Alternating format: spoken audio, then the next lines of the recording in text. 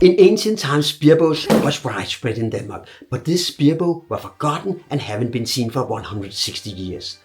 Lost in an archive in a crazy story with a war and a spy. But now I found them, and with help from the National Museum of Denmark and together with experts, we are rebuilding and testing this forgotten but deadly weapon.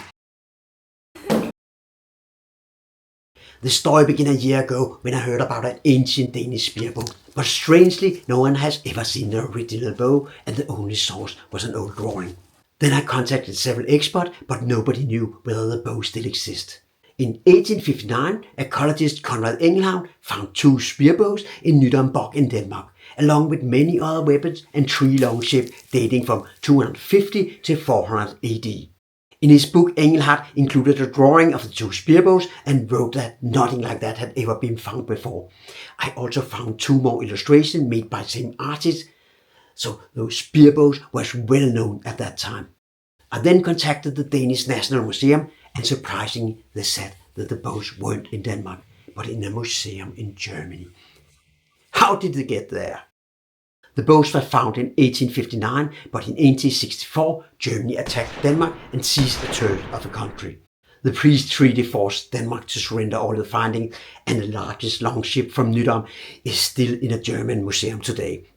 To save the findings, Engelhardt packed 37 boxes and shipped them away. Then the Germans sent a spy to Denmark and even offered a reward of 25,000 rigsdaler, and then a Dane revealed the location and the finding was handed over. I visited the museum in Germany, but the spearbows were not there. Then I visited the elderly German ecologist Hans Poulsen, who has studied bow archives all over North Europe.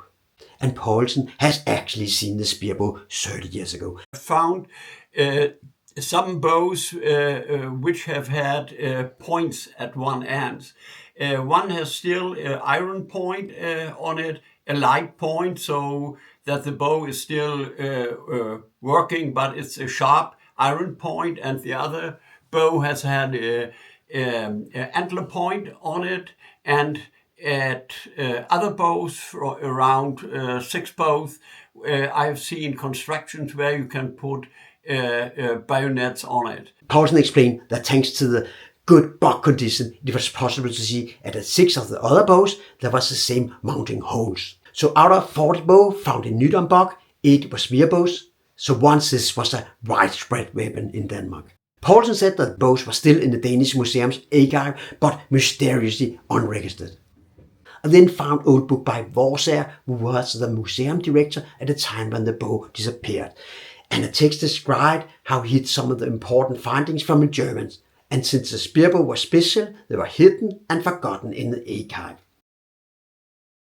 Then I contacted the National Museum again and told them that they have the spearbows. And after 6 months, senior researcher Mads Stengsø Jensen found the one with the iron tip. The one with the bone tip is still missing. The bow looked almost new despite being 1,600 years old. And the iron spear is still sharp.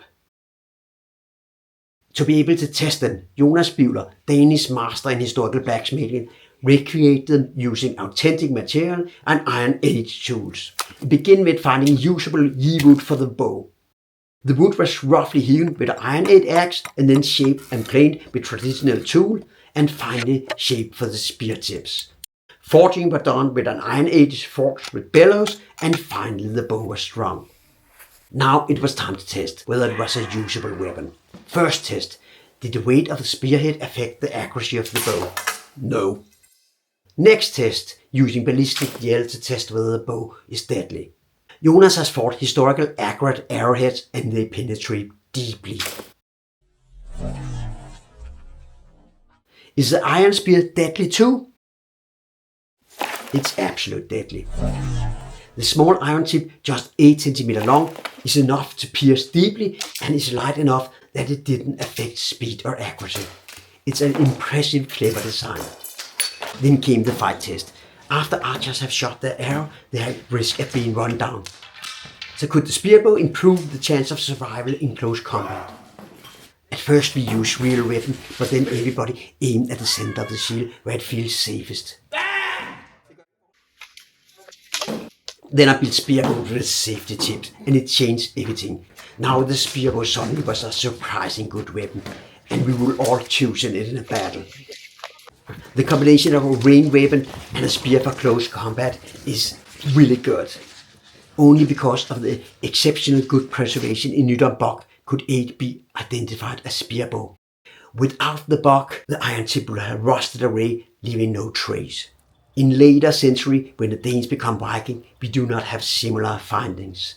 So we don't know if the use of spear bow continued. But archaeologist Hans Poulsen has also discovered a later spear bow in Sweden. Thanks for watching, and please share this story so the spear bow can finally take its place in history.